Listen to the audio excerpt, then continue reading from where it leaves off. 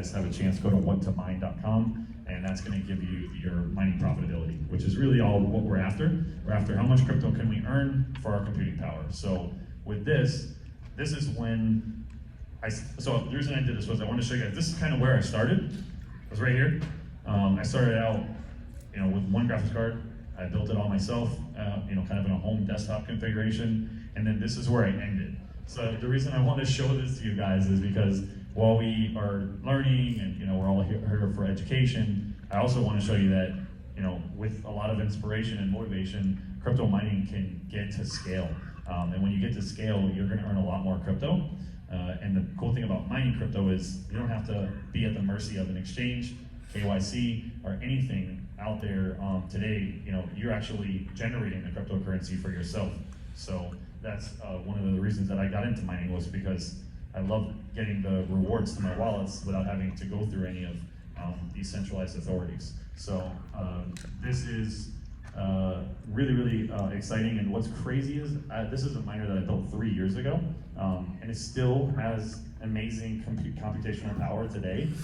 Each one of these cards, and the one that we have here today, is the same one for a reason. I wanted to showcase it. 32.3 mega hashes per second per card at 85 watts. So, and we have 13 cards per motherboard. So what we'll do next, yep, this one here. Power supplies. Yep, those are 1200 watt power supplies. And we do a dual configuration there when we get to scale. So what you do when you build a miner, that's what we're gonna go through next. So any questions so far? That's what I was going to ask anyway, so you're good. Keep going. Yeah. So we're going to go through the mining components required to build a computer to actually mine. So like I was saying, it can be at scale, or it can be a very small home application. While Mac and I both, I think you'd agree with me, I don't recommend doing it in your home unless you have a very cost-effective residential rate. In certain areas of the country, that can be done. I can tell you right now, here in Miami, it's very challenging just due to the rates of electricity. So there's lots of different resources. See me afterwards, see Mac afterwards. We have a huge network of commercial operations that can help you and support you to onboard you into this the right way. So that way, you run it as really a business and not as a hobby like I did when I started. The rates that I was paying when I first started with this version weren't exactly advantageous, but I just fell in love with it because it was so much fun building the miners themselves. So there's even companies that Matt and I myself have run companies that build miners for you. So you wouldn't even need to take this workshop. You can just basically say, here's some Bitcoin or Ethereum, and give me 5 miners, plug them in, and they run them for you. So that's what I'm doing now. Yeah! I'm just kidding. Doing that for us, so it's been really nice. It allows me to build companies like this. So the actual core piece of this whole machine obviously is your motherboard. You need to have a motherboard to be able to put the graphics cards, that's really the core of why I wanted to highlight is this is the backbone of GPU mining, right? The GPU itself. So the memory that's on board at 8 gigabytes gives you the ability to, anyone here familiar with a DAG file? No. All right, so that's with Ethereum specifically. The graphics card has to have enough memory to be able to load the full DAG file in order for it to be able to process the different transactions on the network. So that's important. Right now, the 4 gigabytes. Yeah, you can't mine with the 4 gigabytes cards anymore, but you can mine other chains. You just wouldn't be able to mine Ethereum, which is obviously the most profitable, like we've stated. So the 4 gigabyte cards, if you're looking at cards like on Facebook, or you're trying to source some equipment after today, just be mindful of that the 4 gigabyte cards, they're not able to mine Ethereum anymore. They can mine other blockchains like ETC, which is Ethereum Classic, and then various other chains, Raven, yeah. So lots of other chains they can go with. So, but to get into the real technicals here, you're gonna need that motherboard, you need that graphics card. Obviously, a standard computer has a microprocessor, like from Intel. There's also AMD ones you can use if you're using an AMD board. And then you're gonna also need what they call a GPU riser. So that's the other reason I have this up here. So this cord here, that red one that you see there, that's gonna allow you to actually move the graphics card away from the motherboard in a configuration where you can dissipate heat and ensure that the motherboard is able to interpret the data back and forth between the card and the mining software that you're using. So the mining software that I use is actually called well, we use NiceHash a little bit, but the one that we're currently using, Awesome Miner. Yeah, we're using Awesome Miner. It's a good one for at scale. Another really good one for like home use. Help me out.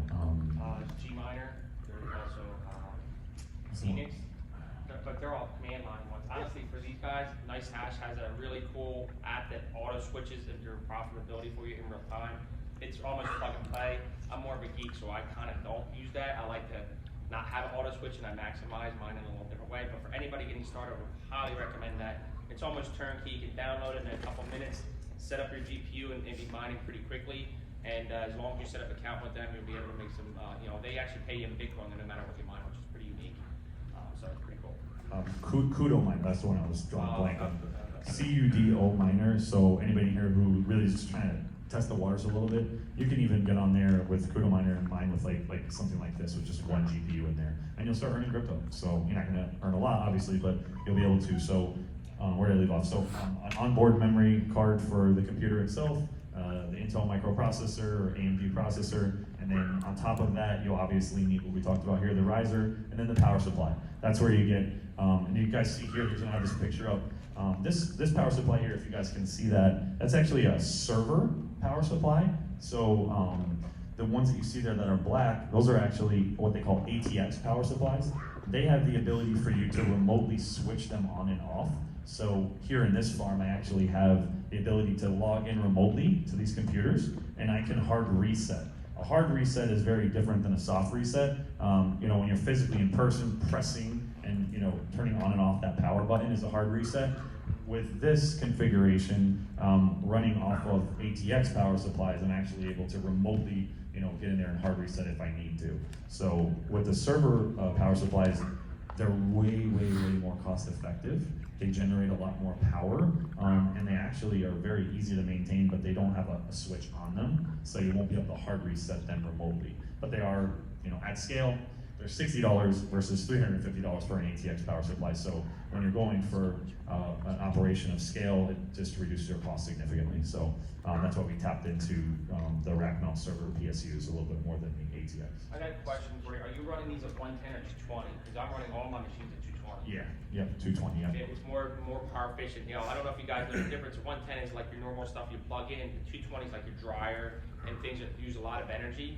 And the reason why you want to do that, it's more cost effective and efficient and better for the hardware to run it at 220. You'll get more longevity and efficiency by doing that. But like I said, you have to have special plugs. Is that due to the lowerage in amp?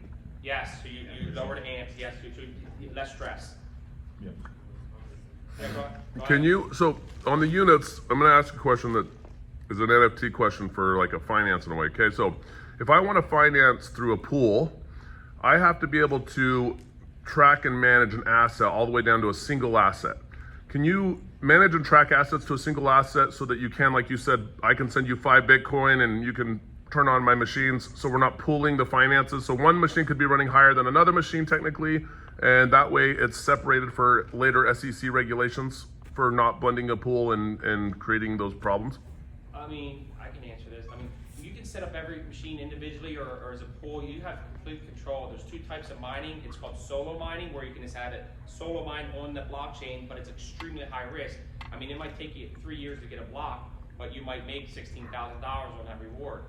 Or you go into pool mining and you get fractions of a penny every couple milliseconds. I mean, you're guaranteed to get paid. You can have multiple or more of them. You just have to set up your accounts appropriately. Do you know if that's a JV type model or a syndication then?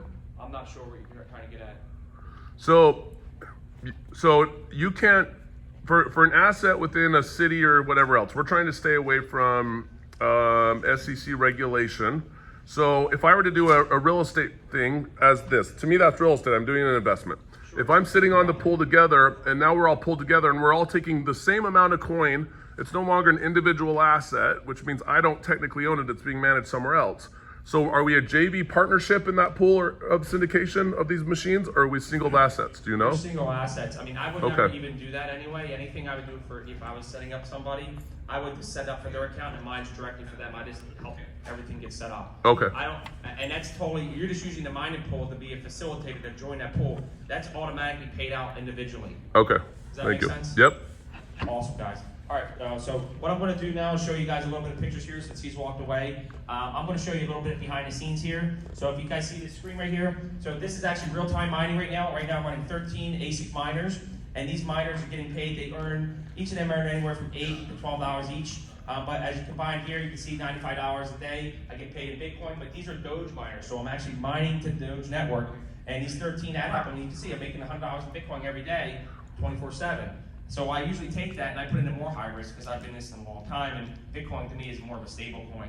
But for anybody getting started, I would highly recommend staying with Bitcoin because it's more the steady Betty. It's really safe. But me, I have a high risk tolerance, and I'm looking for bigger payouts by doing DeFi and getting into some other projects. But as Bruno said earlier, I don't have to worry about KYC. This is my money. Instantly, I can do whatever I want. I mine into a wallet every day, and I just take it out as I need. Doesn't matter how much it is. It goes to a hardware wallet called the Treasure T, which I would highly recommend if you guys start getting this. Get yourself a hardware wallet because there's software wallets you have on your phone and stuff like that. They're not really that secure, and it can be hacked, or somebody can clone your phone or a SIM card to hack you. A hardware wallet is a physical device you have to have in your hand and also unlock the software at the same time. So it's actually almost physically impossible to kind of bypass those. So I hope that's helpful. I'll show you a little bit, just a little more metrics here. Yeah, oh yeah, go ahead, sorry. So, when you said you should have a hardware wallet, Mm-hmm. is it like a certain amount that you think you should do that for? Or like, if I never click on any links that anyone sent that I don't know, how could they ever really get like my recovery rate? Because when you're on my laptop and I don't have the file there, and I check on my phone, then it wasn't secure, or is there another way that I'm not? Well, the phone is secure. It's still using a blockchain to encrypt it, but you have a 12 seed word kind of do it. Somebody can copy that, and there's no other mechanism preventing somebody from making a copy of that. And also, there's things called malicious, like smart contracts. I'm sure you ever heard of crypto dust. So you'll see sometimes if you've been in crypto for a while and you have like a BSC wallet or Ethereum wallet, you're going to see some coins that show up that you've never bought. A lot of time they are scam coins, and if you go to those coins and you allow that smart contract to execute, they're just going to drain your wallet. But they will not be able to do that with a hardware wallet because that's that extra layer of hardware of human interaction. Does that make sense? Makes a lot of sense. Why is that? Because like that knowledge should be on YouTube for all the news. I agree. I mean, a lot of people don't realize that, and these scammers are, pretty crafty and are always looking to take advantage of people. So you got to be one step ahead of them. Somebody question? Oh, no, you're good. Okay. Anybody else before we go? Yeah, sure. Go ahead. What wallet do you recommend?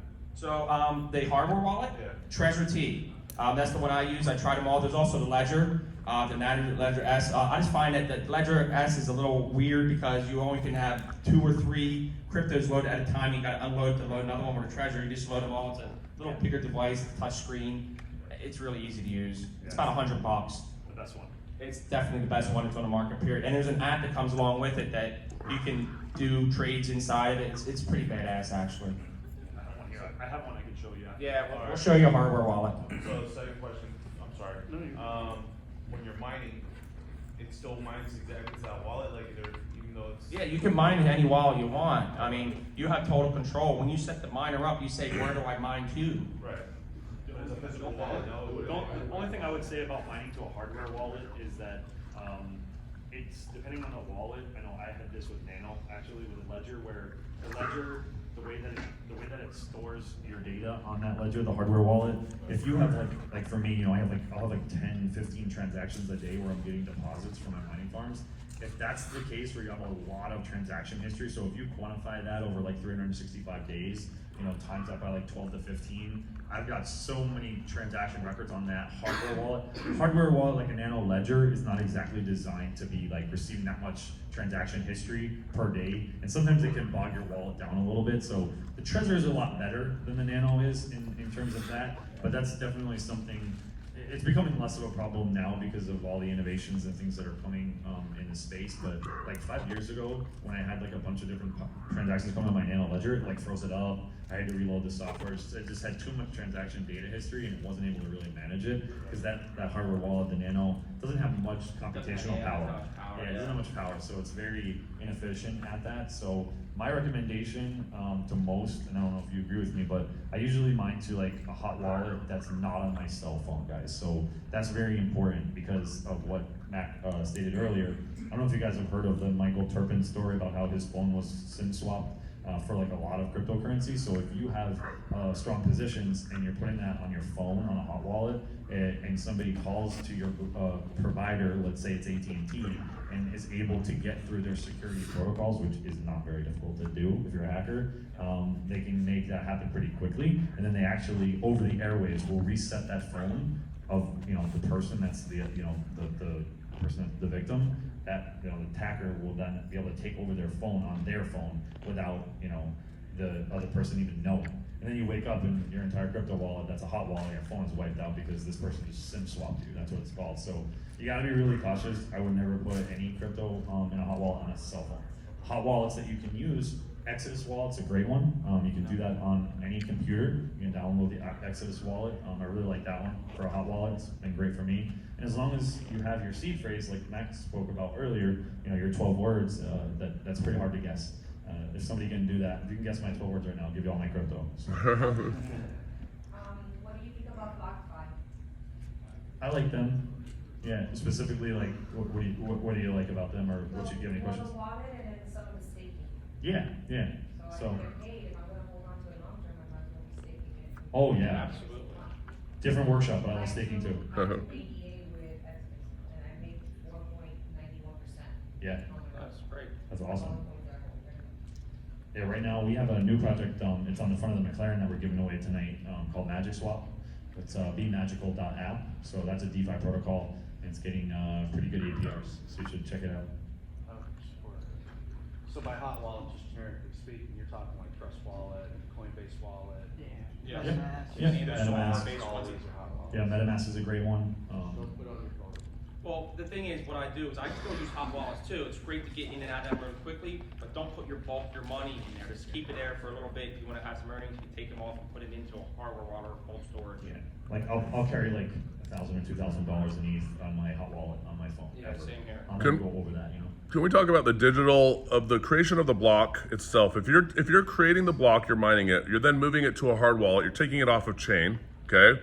So if it's now going mining directly off of chain, how do the nodes check the hash, or how does the hash get added later to a currency that then creates it if it's off chain?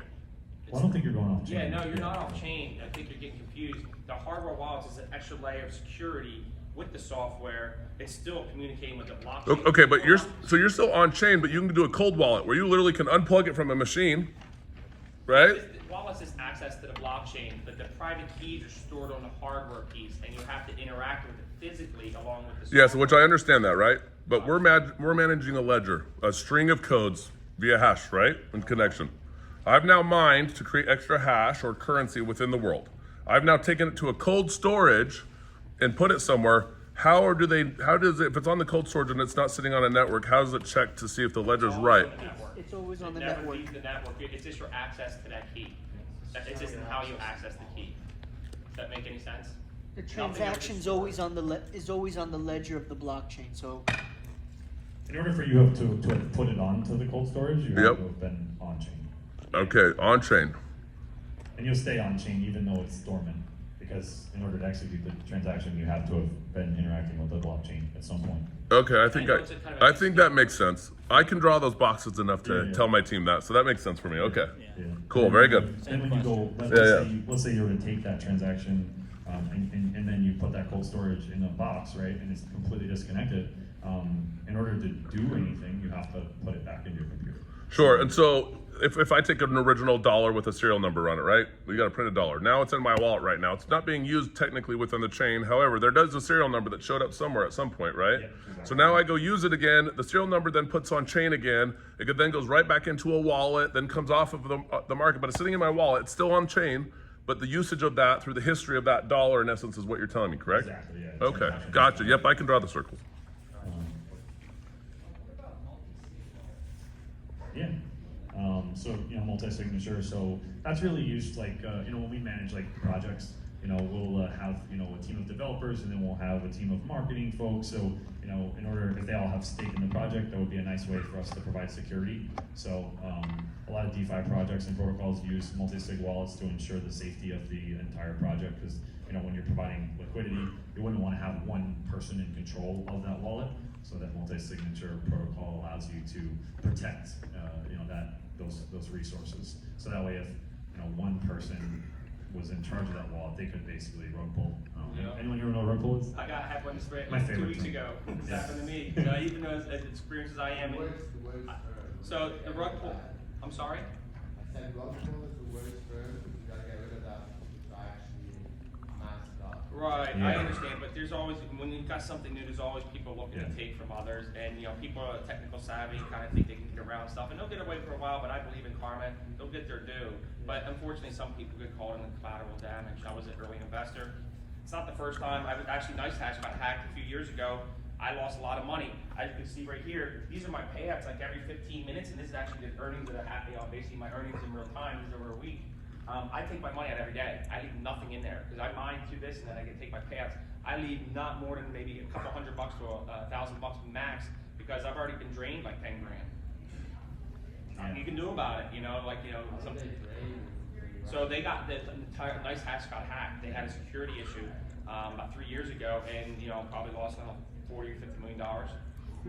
It happens a lot. Even Binance got hacked not long ago, a couple years ago. It happens occasionally, and then they don't always hack the blockchain. It's always the things that connect to the blockchain that on the perimeters sometimes get compromised, or there's a security issue. But as time goes on, it's getting better and better and better. But there's still occasions. I mean, I'm an ethical hacker, so this is something I know well, and I see a lot, and I always try to stop bad people all the time.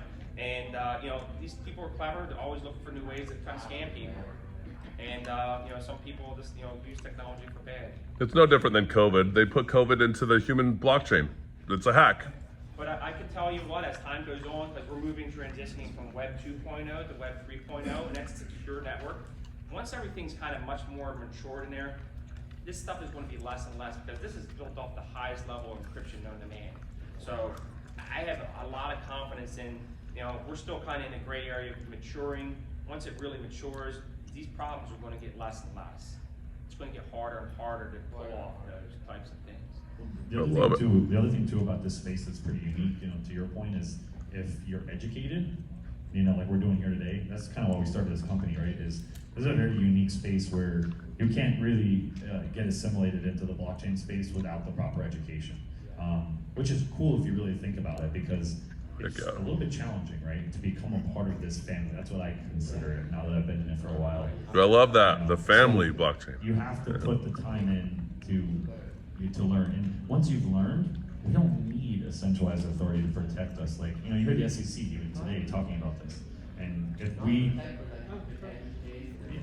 I wouldn't call it Yeah, so that's what I mean. It's like, blocking you. yeah, we're working to protect against hackers. It's a lot easier to do that than it is a centralized authority. So Totally agree. the moral of this story is like this whole space is about freedom, individual and community freedom. So you can be whoever you want to be, do whatever you want to do, and you can start with a miner like this and end up like that, and you don't have to answer to anybody. To get started, what would like maybe the first 5 steps be?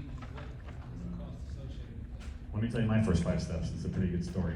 So I went on newegg.com, I bought all the components, pieced them together in my attic, and then it was a passion that basically turned into an addiction, So you can just start just like that. And here's the best part: we got this thing. It's called the internet, and you can pretty much learn anything on the internet. Absolutely. So this is awesome. Like I created this company because I believe in people. I believe in real life experience. That's what we call the company, Mining Crypto Experience. There's a lot of value in what we're doing here as individuals coming together. But you can learn through the internet and in metaverses now almost as effectively as we're doing here, in my opinion, in my view. Internet's a new college. Exactly. You can learn whatever you want on the Yeah. internet. You don't even have to go to school, to be honest. Yeah. Totally.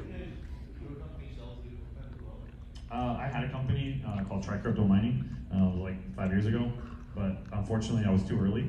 So there's a lot of eager people now to buy miners. But when I started the company, we had like meetups and things like that, and people would come out there like, you guys are insane. Like, what are you doing? This is crazy. I don't know why you guys even think this is viable, you know? I had one, I'll tell this story, this is a good story. I had one woman, she showed up to one of my meetups at my warehouse up north, and she sat in the front row, she listened to everything I had to say. She was from Greece, 63 years old. Very unique to see somebody at that age getting into blockchain, you know? And I think it's amazing that she was there. She was kind of like fish out of water, right? There was a bunch of young guys there trying to learn about crypto, and she's just sitting there by herself. And she comes out to me after the talk like I'm doing now, and she says, hey, I love everything about Bitcoin and everything you just said. How do I buy some? So she buys 5 Bitcoin with me. I show her how to do it. She sets up a wallet. Bitcoin was like $3,600 at the time. She bought 5 of them, and then she goes, I'm gonna buy a miner from you. She was the first client and the only client, guys, that ever bought a miner from me. So I'm not in that business anymore. What I did was, me and my business partner, he's here, you guys can meet him, but we just doubled down, tripled down, and invested in ourselves and our operations because we didn't see the vision from a retail perspective. But now, this woman actually, she bought one miner and she bought another one. They were these, the 13 ones that you saw there earlier. She paid me $3,200 at that time. That was my retail price point for a 13 graphics card GPU miner. So if you go out today and look at some of the price points, you might be paying $10,000, $12,000 for that machine. Well, we actually sell them, so I mean, I can probably, And you're sold out. So, Yeah. so I We I can can tell get them in now, but- I saw, I mean, I don't know. Minneapolis. I have similar miners like this, Yeah. but they're 8 GPUs and they're built off of NVIDIAs instead of AMDs. Oh, yeah. They We have bring them more in of a smoker specific seats advantage. with But the keep team. in mind, each of these graphics Yeah. cards could be $2,000 and $2,500 each. So to build one of these, it costs anywhere, you know, could be like 18, 20 grand. I'm selling them for 25 after I put all the hard work in building them in. I sold a few of them already recently. It's very expensive. Your ROI is what you really want to care about, and your efficiency ratings. So that could be months out, but these things will work 24/7 nonstop. And you know what's cool about with the graphics cards is when you're done mining this and you don't want to do it anymore, you can either sell that machine or each card. Graphics cards are hot, even if it's used, and people buy them. I mean, give you an example. I had a bunch of these similar cards. I had 40 of them. Within 2 days, every single one sold. But you just said your ROI is months out. There's people that Probably invest about 6 months or in so. they get Depends on what 15% and it's years out. And you just said months out. Well, it depends. You know, right now these cards, I mean, these machines can make anywhere from minimum $40, $80, $100 a day. Each depends on where the market is. That's why when I was showing you the thing back with the nice hash. So at 200 but that's a current rate at today. If you're mining and you're holding on to crypto and the crypto goes up, you automatically get that. There's 2 ways of mining. Either you can mine and sell it right away. Some people do that, that's great. But I like to mine and hold because I understand the growth of the network effect. And that money that I'm making today could be exponentially more. And on top of that, you're not going through any place to buy this. This is yours directly, and you have total control over that. And that's one of the reasons I kind of reduced. I actually had at one point 86 miners running. Right now, this is only like 13. So you can imagine my electric bill was 10 grand a month. On 86 though, right? On 86 of them, it's 10 grand a month. What was that? On 86 of them, it was 10 grand a month, right? 86 of them. 86 Well, units no, was 10 grand a I'm month. talking about- these are all different types of miners, but that was probably about a year and a half, 2 years ago. And they were all different things, like S9s. I have all different types of miners. Sure. I have ones that like the GPUs that mine this Ethereum and stuff. Then I have ones that mine this Doge, other ones that mine Bitcoin, other ones that do all these different coins. Sure, They but all have different profitabilities and it goes all over the place. It's an extremely competitive market. So you got to be careful sometimes getting ahead of yourself, and you'll see like a new miner hit the market like, wow, it's making 7 grand a day, but it hasn't hit the market yet. By the time it starts to actually get in the line, it might be down to a couple $100. So it's all about timing, especially if you get some of these newer hardware pieces that are first to the market. You always want to get in as quickly as possible, get the first batches, and these things sell out within minutes. But worst case scenario, right? At 25 grand, at $100 a day, that's 250 days to profit. Mm-hmm. And then you divide that by, let's say 30, which is 30 days a month. If you're paying $300 a machine, you're probably a year to profit. There's real it estate depends, deals that yeah. are 15 years to profit. So why wouldn't everybody be in this? This is crazy to me. The numbers are crazy. It's also not everybody wants to throw down 25 grand for something. I mean, it's unattainable for some people, but the people that don't want to get in, by all means, you don't have to go that crazy. 4 sold, 45,000. 1, 2, 3, 4. Yeah, all day long, All right, like so I can help you. And the hardest thing is honestly my sourcing house the doubled. I'll parts. take all the home equity out and just buy Building them. that is trivial because I built so many of them. I probably built 6 or 7 of these bigger machines. Every single one sold. I usually have them for a while, make sure they look good. I make them easy. I had like a little red button, you turn it on off. It does everything. I like to make it super easy. These type of machines, though, do they get upgraded like how often, once a year, or I mean, even his, I mean, I run them for years, non-stop, never turn them off. They might need rebooted That's maybe crazy every couple to me. months. They're just making steady Betties. I mean, honestly, 10 years is the life of the cars. yeah, they run really good. If you set them up properly and have your, not overclocking them and have too much heat going on to them, they'll last for a really long time. They're really well made. Hey, how much commission can we make selling them for you? Can I get I don't know, 10% of the 25 grand? I like building. I'm a creator. Money's not my main driver. I love helping people. So if there's something there we can help out, great. I like building these things. I'm a really technical nerd. I'm an ethical hacker. I love, because I don't just build these machines. I actually hack them and get them to do a little bit more than they normally do. Yeah, definitely don't get into my biggest, if you take anything away from our talk today, do not get into mining for money. Yeah, That's if your motive, it's probably not going to be successful for you. You'll make money, you will make money though, but just. I wanted to ask guys, I bought some D3 miners back in 2018 because it was, as you mentioned, but I learned the hard way, it was super high, it was making millions of dollars a day. We bought all these by the time we got it. It took 3 months to get there, right? Yeah,